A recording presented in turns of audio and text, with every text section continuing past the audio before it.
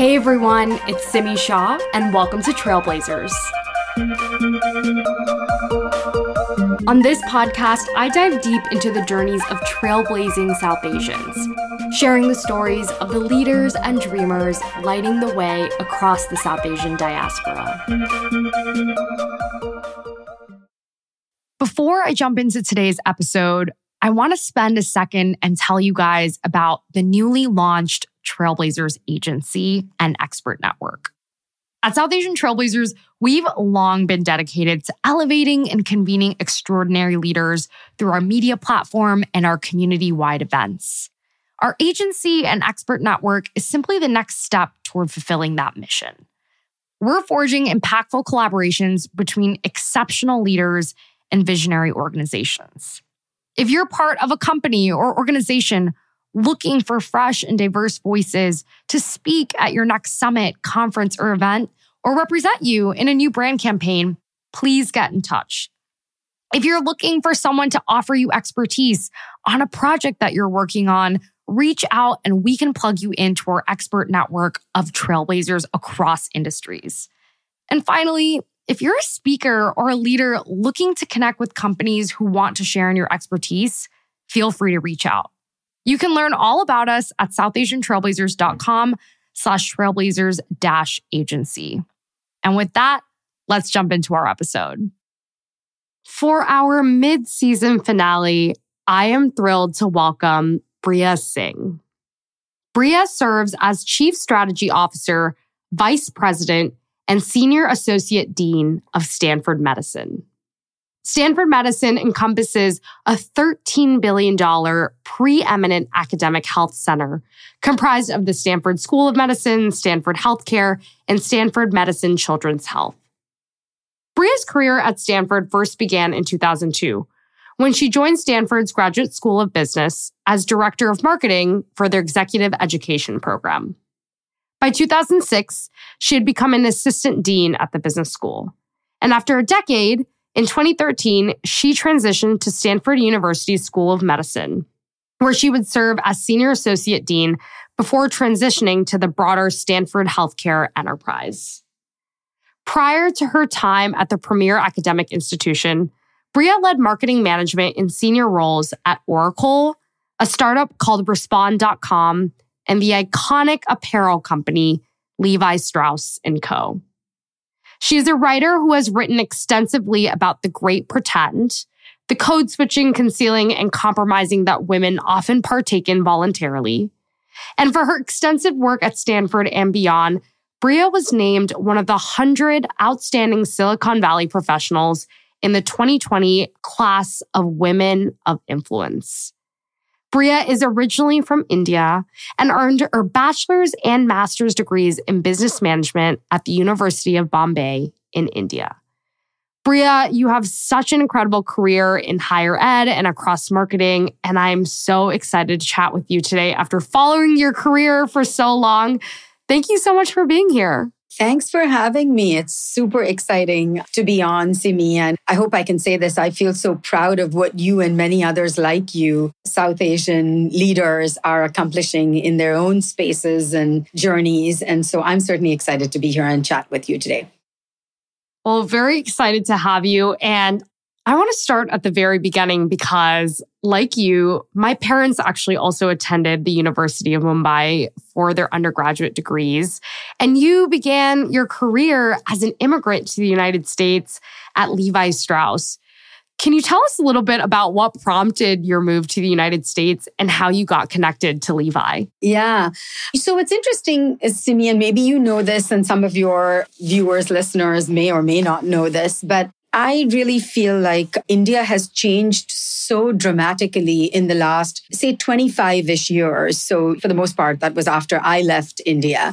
But the India that I grew up in was still dramatically different than the US and the West. And that takes me to the question about my own early journey and upbringing. We weren't really exposed to all things of the Western world. I mean, I didn't even have much television content till I was in my teenage years, quite frankly. So you can well imagine what a different world it was. And part of that world, which I think to some degree this part is still true in India, is about having to make decisions about your career path and your academic interests very early on in life. And there's very little, if any, room at all to actually make a change. And so the fact that decisions that you make to go down a certain path in terms of the subjects that you choose in high school and college then dictate your further journey and career to a large extent. And you make those decisions in your teenage years when you're really not equipped to understand much about yourself. And so I think if in the end you land in a place based on that journey, there's sheer luck involved in that, if you ask me. Because I think there are many, many, many people who go on that journey and find themselves in a place that's disconnected, but sort of put up with that for the rest of their career paths, for sure, the rest of their lives in a lot of cases. So for me, actually choosing to go down the path of business was not because I really knew what I wanted to do in business, let alone marketing or strategy or anything. I'm not sure I even knew what strategy meant. And when I made the decision early on, which was probably around the age of 15 or so in high school, we actually had to choose between some business programs, even in high school, versus a deeper study of languages or science or things like that. Yeah. So it was more a process of elimination and thinking about what I didn't really enjoy that landed me sort of more in the business space and ultimately marketing. Because what I did know is that I thoroughly enjoy storytelling and the stories of brands or organizations or entities was exciting to me. And that's what led me to business and therefore ultimately to marketing. And then ultimately, relatively more recently to broad strategy. But yeah, that's a little bit about the early days. Wonderful. So your initial foray into marketing start at Levi, or were there other steps in between that you took to realize that, okay, I like business and marketing is the specific focus area that I want to zero in on? Yeah, I can't wait to tell you my Levi story, because talking about luck and just how your journey sort of unfolds in unexpected ways will explain the Levi's part of it. But no, I would say my interest in marketing actually started earlier. And when I was in college, I certainly was drawn to, and I was already, like I said, I had to make that decision. So there were a bunch of business courses, right?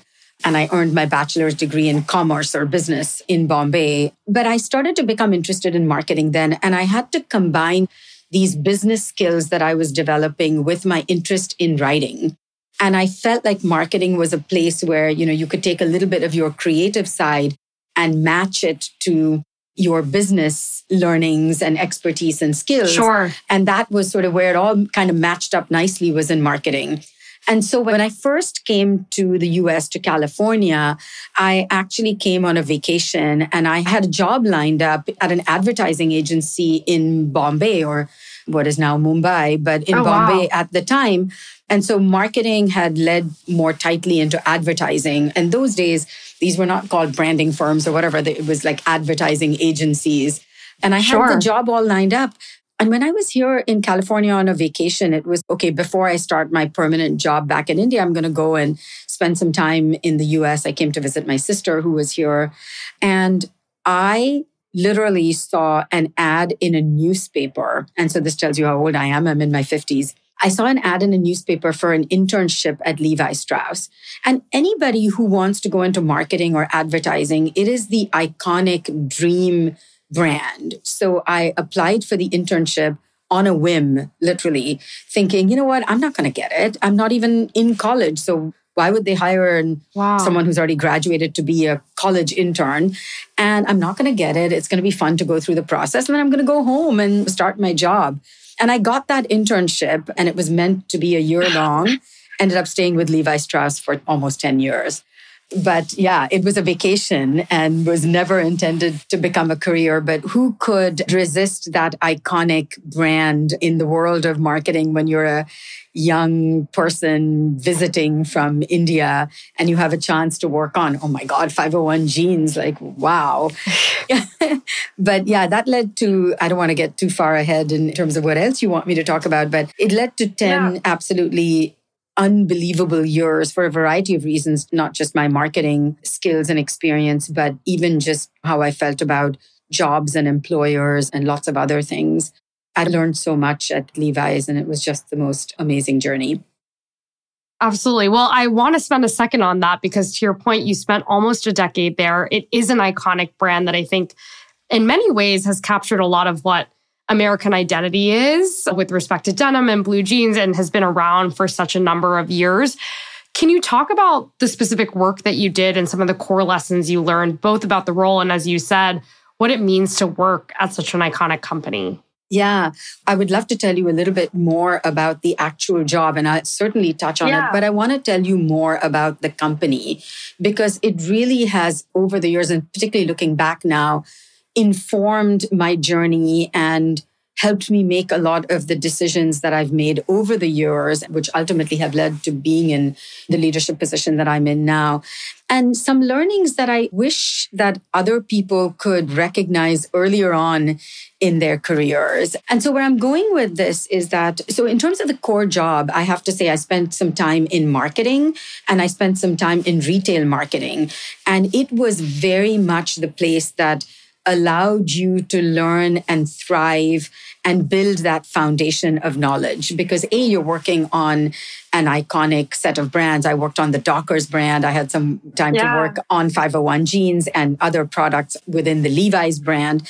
And Levi's was, for a portion of those 10 years, at its peak. And then it went through some ups and downs, as it has in its brand journey throughout. And the ups and downs are great learning as well, because, you know, how do you think about your marketing campaigns when you're a leading brand? And how do you think about your marketing campaigns when that world has shifted and the market is not that interested in you, or at least as much as they used to be in an earlier phase or whatever? And how do you actually develop and think about marketing campaigns for the brand versus when it's at its peak and at its best? Absolutely. Yeah. So there was lots and lots of foundational marketing learning. Like I learned the basics there. But what I really learned was two huge lessons in my journey, and I think which would be valuable in anybody's career or life journey for that matter. One was really about the fact that the company's values were absolutely impeccable. And, you know, not everybody's behavior lined up perfectly with those values, but for the most part, they did. At Levi's, they were ahead of their time in actually caring for their workforce, in actually deeply worrying and thinking about the communities that they had built around manufacturing facilities all over the country, which ultimately shut down. But how the company thought about shutting those down, how painful it was for them, and to support those communities as those manufacturing facilities moved overseas. And then things like benefits for same-sex partners or caring about the LGBTQ plus community.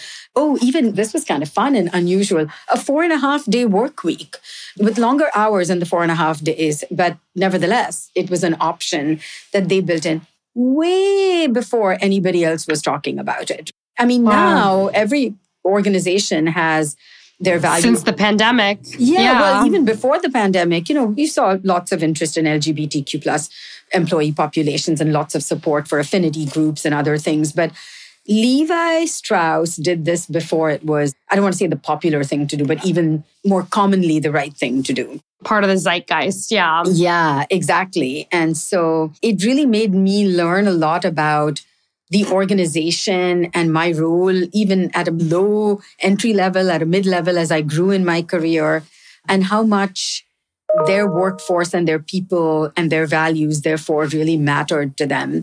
And it was a great foundation to build on. I love that. I have to ask, Levi is such as I said, an iconic consumer brand that has seen peaks and troughs over the course of the natural cycles that any business faces.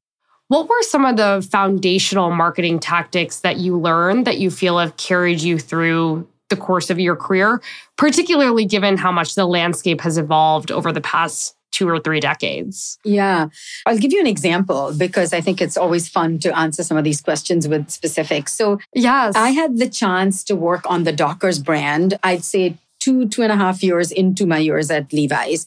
And this was a time when the company had started to kind of struggle a little bit. It wasn't quite at its peak as it had been in my first few years at Levi's.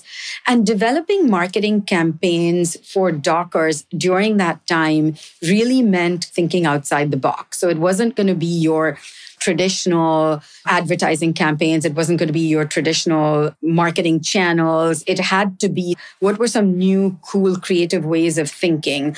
And I'm just using this example as a tiny example, but it tells you about the kinds of things we would come together and sort of think about and then, develop and execute on. There was this one particular Dockers campaign where it was all about getting people to start thinking about the concept of business casual and getting away from their suits. And there was this parade that we had organized on Wall Street where a large group of businessmen would literally parade down the street. And it was men mostly at the time because these were men's products. But the idea was for them to shed their typical conservative suits and put on Dockers and maybe a little blazer or something, but not necessarily the traditional suit and tie, particularly if you were on Wall Street. And that actually made, from a PR perspective, that turned out to be quite a story. And look, I was not the senior most person on my team by any means. I was sort of mid-level by then. But the chance to really work with people who brought people at all levels into those ideation sessions and into thinking about, okay, what do we have to do differently to keep up the good work even when times are rough? It gave me a chance to not be afraid of my creative side, really we talk now about how do you, oh my gosh, I'm at Stanford. It's like the world of innovation, the parent of all things innovation right here in Silicon Valley. And a big part of what we talk about is how do you build skills around innovation? How do you get people to be more innovative and think entrepreneurial ways, no matter where they are? And how do you then, as an organization, really think about bringing the workforce into your strategy? And I think Levi's, again, this is where the values came together with sort of the implementation of ideas and new strategies, was the fact that you could learn and share all at the same time. And no idea was a bad idea. And you could really roll up your sleeves and get into things with the senior most people. And it was just an amazing foundation, like I said, to build on. Yeah, I love that. Now, after spending nearly a decade at Levi, you decided to pivot. You went to work at Respond.com and after that, Oracle. And Oracle is one of the largest software companies in the world, quite a pivot from working at a more traditional consumer-focused company. What spurred that decision? So sometimes I'm sort of overly candid, and I'm going to be overly candid here for a minute. I honestly think it was a bit of a mistake. Now, I turned the corner again and came to Stanford and took another shift in my journey. And I'm so glad I did. And I love where I am now. So you learn from your mistakes. But when I say mistake, it wasn't a mistake to go work for those organizations. But I went to work for Respond and then Oracle for the wrong reasons. And that's why I think of it as a mistake. So at that stage in your career and your life, you're thinking about compensation packages, you're thinking about growing on the career ladder, and you see the career ladder.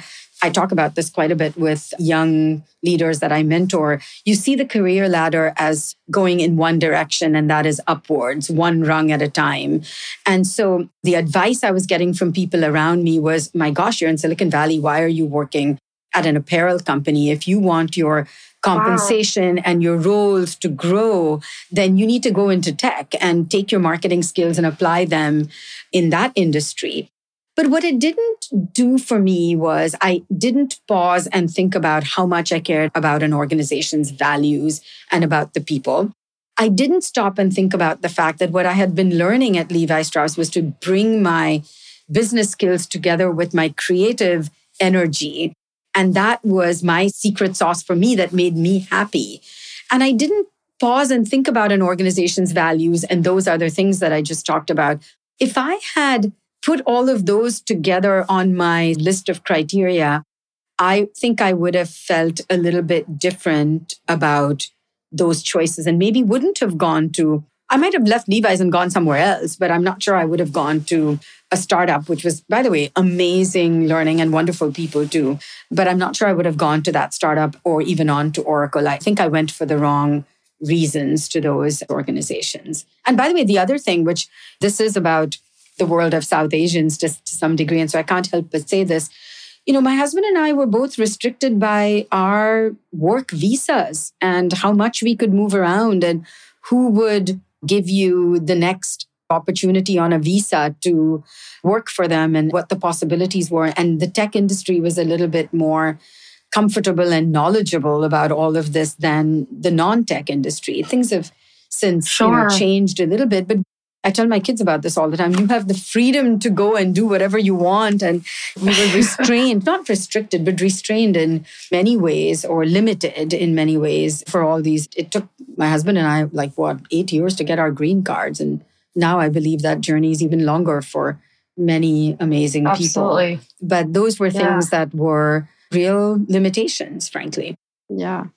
I appreciate you being candid about this because I don't think enough of us address missteps in our careers or things that we felt like, at least in retrospect, were not necessarily the right path at the time.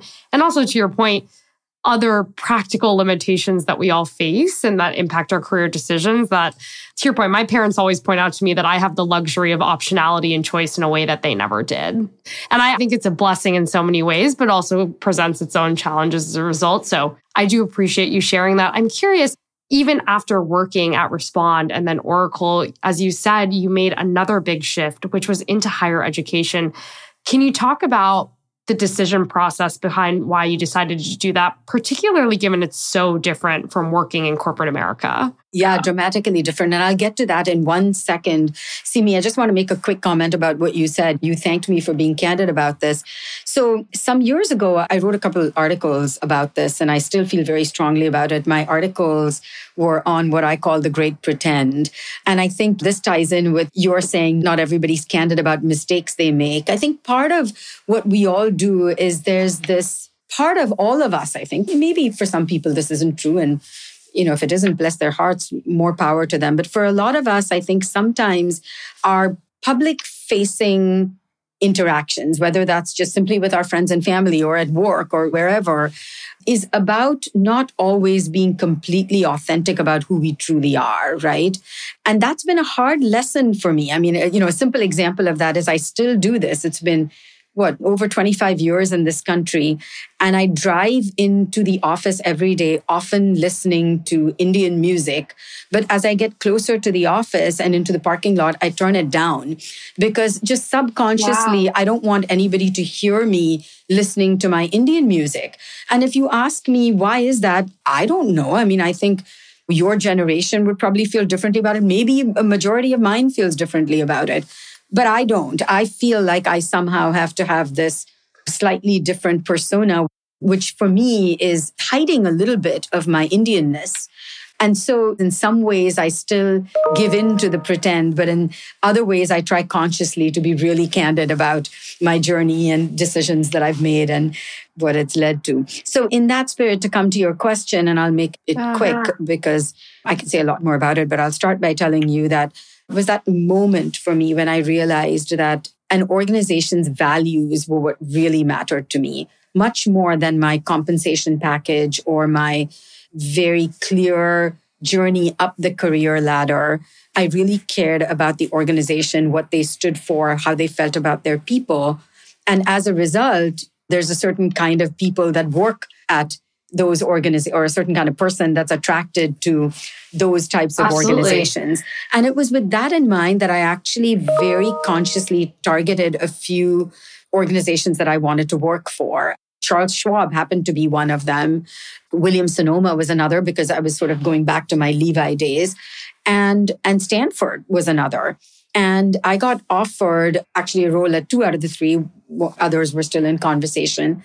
And the job at Stanford, it literally meant taking a massive pay cut for me. But at the time, I felt so wonderful about the people that I interviewed with and everything that the organization stood for that I was attracted to the role at Stanford. And yeah, it was a shift. I had no intention of going to work at an academic institution. But at the time, I had chosen to go to the business school, and it felt like I was staying a little closer to business, even if I were at an academic institution. And I took a marketing role and then went on to a broader strategy role at the business school at the GSB at Stanford, but haven't regretted a single moment at Stanford. All the reasons that I had lined up in my mind about the reasons I left Oracle to come to Stanford have played out beyond my wildest imagination. It is the most amazing place with the most amazing people. And I literally feel grateful every single day. I often tell people when I'm recruiting them to come here that there hasn't been a single Sunday evening that I can think of when I'm sitting on the couch and dreading coming to work on Monday morning. Wow. And a lot of what I do is crisis management. And I literally cannot think of a single Sunday evening, even when I'm at my most relaxed or watching my favorite show or reading my favorite book or whatever. I don't dread coming to work. I actively look forward to Monday mornings. What a feeling to aspire to. Yeah. I want to spend some time at Stanford because you've held such a variety of roles. You started as the director of marketing for executive education at the Graduate School of Business. Can you speak a little bit to what that looks like at a higher educational institution, particularly Stanford's MBA program, as compared to, of course, the work that you did at Levi and Respond and Oracle, where you were managing these multi-billion-dollar advertising budgets? Right. Yeah, no kidding. My own little budget at Oracle for advertising was a massive budget. So it was a big difference to come to Stanford. I will say that what attracted me to the role at Stanford, what my day-to-day work was about in terms of marketing was less so about the MBA program because my role was related to executive education, but also because the MBA program needs no marketing. And the interesting thing about an academic institution marketing is there's far less traditional marketing channels. There aren't huge marketing budgets. It's much, much more about building up your brand presence through thought leadership and through everything that you stand for. And in executive education, it was all the way from marketing the blue skies in Palo Alto and getting executives to want to come to campus and take these amazing courses, all the way to really going out there with the reputations of some of the amazing faculty who were incredibly well-known and world-renowned in their own fields, and making sure that we went out and talked about them and really marketed all of this through thought leadership and brand presence as opposed to your traditional marketing channels. It was exciting because there's good stuff to market. Just like it's fun to market 501 jeans. Who wouldn't want to market the Stanford Business School? They're just so different. Stanford was about the people, not a product. So it was even more amazing for me on some levels. But really having to do it with a tiny budget, having to do it with what does the brand stand for and how can you go out and have a bigger presence because of that is not an easy thing to do. It's wearing a little bit more of a PR hat than a marketing hat, but really having to accomplish marketing goals without the marketing dollars and the traditional marketing channels that one would use in a normal industry role. Can you give some specific examples to the type of projects that you've worked on? I mean, I know you've done things for SEED, Stanford's Institute for Innovation in Developing Economies, but I'm curious what that scrappy or grassroots approach looks like at a place like the GSB. I'll give you two examples since you asked for them. One was actually to do some actual forums. So we would actually do like mini events where we would bring in alumni who had attended these programs, bring in the faculty who taught in the programs and take them on the road for some small events, but then also record them and put them online. And in the early days, online meant different things than it does today. We didn't have quite as many sort of social media channels, etc. But nevertheless, even getting stuff on a website. And I think those were tactics and techniques that worked beautifully. And then a more conscious framing of referral marketing, right? Actually bringing in very concrete referral marketing programs, whether that meant going to large companies like Citigroup or whatever and saying, look, we want your 4 people who've been through some of our most meaningful programs to really sit down at Citi and share with their colleagues what the program was about so that we can bring in the next 4 in your next cohort, or kind of bring in some of these corporate clients into the programs in a more systematic way. So those are 2 examples, but they worked amazingly well. And we were a pretty successful executive education. I say we, I still do a little bit of work at the GSB just because I'm still at Stanford. And the programs are doing incredibly well. Everyone sort of had to pivot a little bit during COVID, but there's great content in those programs. So here I am, I'm making a pitch for Stanford GSB Exec Ed. I don't need to, they can speak for themselves, but it's not a difficult product or set of products to market. No, I can imagine it's a global brand and one that's quite well known. You've now spent over 2 decades at Stanford. And as we talked about, you started at the GSB, but then you pivoted over to Stanford School of Medicine and then to Stanford Healthcare, which is a $13 billion academic medical center and health system. Can you talk about that pivot to the healthcare side between the School of Medicine and Stanford Healthcare, and also your ascension into the role of Associate Dean and now Chief Strategy Officer as well? Yeah, I love my job. I love every little twist and turn in that Stanford journey because it was for all the right reasons, I think. And this is why I talked about the mistakes I made early on, because sometimes it really helps to make mistakes because then they inform your future path and your decisions.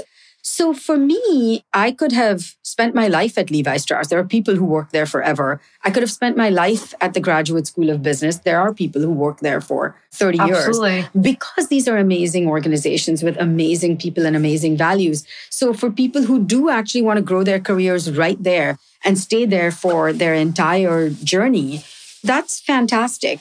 I personally felt a little bit differently.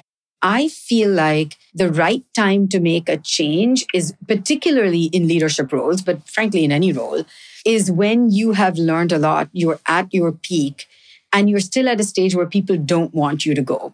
So when you go to your bosses or your peers and you say you're exploring other roles and they say, oh my God, no, what can I do to keep you here? That's the time to actually go. Wow, I love that. Because you make a set of healthy decisions. You go with their, I hate to sound old fashioned, but with their blessings. Their blessing, yeah. Yeah. And it's just a lovely way to grow your career. And I have practiced that and it's worked well for me since the GSB days. The earlier career path was a little more spotty, a little bit different, like I said. Some good learning there, but different than the way I sort of plotted my own journey a little bit more consciously and purposefully after the GSB. So look, after I had spent, 9 years-ish, almost 10 at the GSB, I felt like it was the right time for a move because they didn't want me to go. My boss was the dean of the business school at the time, and he's still an amazing mentor, an amazing person. No longer the dean, but still a faculty member at the business school. And by the way, I like to say I learned strategy from the person who wrote the textbook on strategy, because he did, Garth Saloner, and he's an amazing person. So I was working for Garth and I felt like it was time to go back to industry. But at the same time, I felt strongly that by now, by the way, I had shifted from a marketing role to an overarching strategy role. And I really wanted to explore that further and grow in the strategy space. So I felt like I needed to be strategizing in a new industry or a different space. Arm of the organization. Yeah, because it's good learning. But yet I loved Stanford and I loved everything that the organization stood for and its values. And then I went around, and this actually is something I love talking about, is how one should think about mentors and being mentored and mentoring others. But I had several mentors and I would go to them for different things. And some of them actually said to me, look, have you ever thought about health and medicine within Stanford? Because it's the wonderful combination of being in industry, because it is an academic medical center. It's a health system that generates revenue and has sort of all the traditional operational and marketing and other financial functions that industry does. And yet you have the thought leaders and the science and the research and academic side of it that keeps you connected to the academic mission. And if you were to consider a role there, then you'd bring the two together in a unique way. And I thought, wow, that's really interesting. So I had a few more conversations. And coincidentally, the dean of the School of Medicine was new to Stanford at the time. He was a new dean. And he was looking for someone to oversee strategy and communications for him, purely at the school, not across the health system. And I ended up getting to know him a little bit and interviewed for the job and got the job. And it was a tough decision to make because I loved the business school. I loved the people I worked with. I really had learned a lot and valued my boss a great deal. But I made the move and it was a bit of a risk. But I came over to the School of Medicine.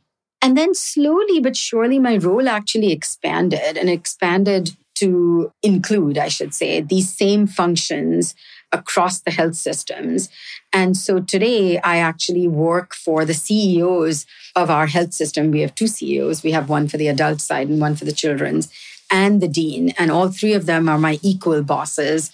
And to some degree, my role is to align strategy across all of our mission areas. So education, research, and patient care, but also to align our entities, our hospitals, along with our School of Medicine and along with the university. We're very much a part of Stanford University and we're proud of it. And we care a lot about that relationship. But yeah, so it was this wanting to shift over to industry, but hang on to the values of an organization that I had started to truly understand and appreciate. And so, yeah.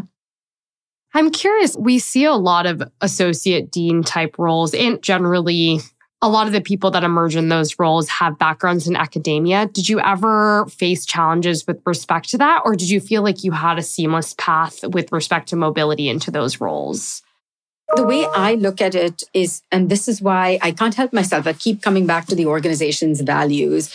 I think for me, my experience at Stanford, and I don't know, maybe there are others at Stanford who might feel differently about this, but I think whether it was at the GSB or now in medicine, I think people value the skills that I bring that are different from the skills that they have. So if I'm working with pure researchers or academics, or in this case now, if in medicine, if I'm working with physicians or surgeons or doctors Absolutely. more broadly, or even our healthcare workers in other fields, I feel like they appreciate my strategy and my marketing skills and tools and frameworks. They appreciate that I can often take their big ideas and translate them to what the world wants to see and understand and believe, and that I can operationalize with my team. I have an amazing team, and execute on the deep work that they do and that they specialize in. And I think that partnership allows them to really recognize that we need all of these skills. I would never say it's easy getting to the C-suite. I'm a senior associate dean. That's even a notch more senior than an associate dean. And you don't get to be a dean if you're not an academic. Understandably, it's an academic institution. Yeah. But even to get to be a senior associate dean is a journey. But I think it's because the dean and other people like the dean, the other faculty, the other experts, even if they're not faculty, understand that it takes all of our skills and talents to really make the place everything that it's capable of being. And so there's Absolutely. very much recognition of that, which I love. Can you speak to some of the marketing superpowers that you feel you have that have lended people to appreciate that side of you? I don't know if this is a superpower. It's certainly something that I exercise and think about a lot. And this is specific to marketing, maybe a little bit applicable to strategy more broadly too, but definitely marketing. Is I think it's a little bit of knowing that you have a bit of creative talent yourself. You can trust your creative gut. And when I say creative, I don't mean in the pure sense. I mean in terms of ideas and in terms of developing new strategies and thinking outside the box and being innovative. So I think it's trusting your creative gut and your instincts and your body of sort of foundational knowledge, but also knowing when there are things that you just don't know, and to be able to look at other members of the team to bring in that expertise, or to be unafraid to hire people who know more than you in certain areas, and recognizing that it's wonderful if they're smarter than you at this or that. And it's all about the team coming together and delivering on whatever it is we're working towards. Absolutely. You've spoken a little bit about some of your core responsibilities in this role around strategy. You alluded to crisis communications being a big part of your work. Can you speak to those roles and responsibilities and particular challenges of being in a role at one of the foremost academic institutions in the world? Yeah, so my day-to-day work is about, and it's interesting because it sort of sits at the intersection of looking at the institution's future 10, 15, 20 years out, and at the same time dealing with what's on the ground in the moment every single day. And some people would think that having to have both those components in your portfolio makes it actually very complicated. And I think for me, it's the exact opposite. It's having my fingers or being able to sink my teeth into that long journey and looking at the future, and at the same time being responsible for, if I may say so, like sort of cleaning up day-to-day messes even, or even dealing with really big crises. And I'm happy to name some of them even. I think that really has been a good intersection for me. It's allowed me to really understand what it takes to be a leader and have to deliver on both of those things. Tell me, do you want me to go into more specific examples? Yeah, I would love for you to share. I mean, I don't think it's a role that we get much of a window into. Yeah. So look, in terms of the core strategy role, a big part of what I do again, this is about taking the work of the amazing researchers and the care delivery enterprise and the students that inform everything we do, and being able to put that out there for the rest of the world to see and to engage with or in. It's a privilege. So this is what I'm talking about now is hardly my work. It's about bringing lots of other people's work together. But a big part of my strategy role is to really think about how do we look at the landscape of academic medicine? How do we keep the lens of our mission and our values at the forefront? And with all of those lenses in mind, we talk about three lenses in particular. We talk about people, perspective, and promise as we think about our strategy frameworks. And people is, of course, obviously about our own people, but the people we serve. And perspective is really about societal issues. We're in the middle of a very complex geopolitical issue that has become a societal issue for us. And so perspective is a little bit about how in our strategy do we allow for these societal issues that we've got to grapple with and face more and more so these days. And promise is about what are the big, bold bets that we're going to make for the future in terms of our strategic initiatives. And as you think about your planning and your journey with those lenses, I think it becomes critical to really focus on sharpening your focus to the few things that you're going to do and to be really quite honest with yourself as an organization about what you're not going to do. And it doesn't make everyone happy. And it's tricky to sharpen your focus to a few things and roll that out to a 40, 50,000 person organization. But that's what strategy is all about. It's about keeping those lenses in mind and ultimately about making choices. And so I think that that's what I have put into practice here with the frameworks that I learned along my own journey, but also with my team. And I think that that's a big part of what I do on the strategy side of my role. With crisis management, really where the crisis management piece of it comes into play is in what is really my broader communications role. And I oversee communications for Stanford Medicine. And look, we've dealt with crisis after crisis. We've all dealt with the pandemic, but if you're in healthcare, you dealt with it at a different level, not a worse or better, but just a different level than other people did. We've dealt with a lot of unionization and labor union related things. I wouldn't necessarily call them a crisis, but they're things that you need to deal with sometimes unexpectedly. We dealt with the first nursing strike in the history of Stanford Medicine last year. And now I can give you many more examples, but now we're dealing with all things related to the Middle East and how things are playing out on college campuses. So that's a big part. And I would say in all of these situations, Simi, some more than others, there is no right or wrong answer. So it all becomes about how do you communicate with all of your stakeholder groups with your purpose and your values and your mission in mind? And how do you stay true to it at times when it's difficult? You want to say certain things and do certain things. And sometimes you can and sometimes you can't. But as long as the positions you take line up with your values and mission, then I wouldn't say it's easy, but it makes things a little bit easier. Sure. We've spoken a lot about the values piece being such a significant part of the institutions you've chosen to be a part of and build your career at. You have such a unique vantage point as a South Asian woman, as an immigrant who's had the ability to serve in such a variety of roles at a premier academic institutions. And as I said earlier, in so many prominent American companies. What are some of the core perspectives and values that have been shaped by that identity that you've brought into the workplace? Yeah. Great question. I think, yes, the organization's values matter a lot to me. That's why I continue to stay at certain organizations or care about them as much as I clearly do. but it's my own personal values that go a long way. And some of them are profound and they line up beautifully with the values of the organization. And some of them are just much more personal to me.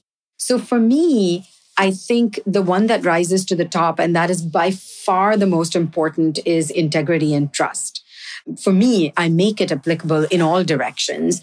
Not only do I have to function with integrity and build trust with my own teams, but it has to be sort of a little bit of receiving and giving. I have to make sure that my leaders and the people around me can trust me and know that I act with integrity. And boy, have we built trust around here. It's amazing.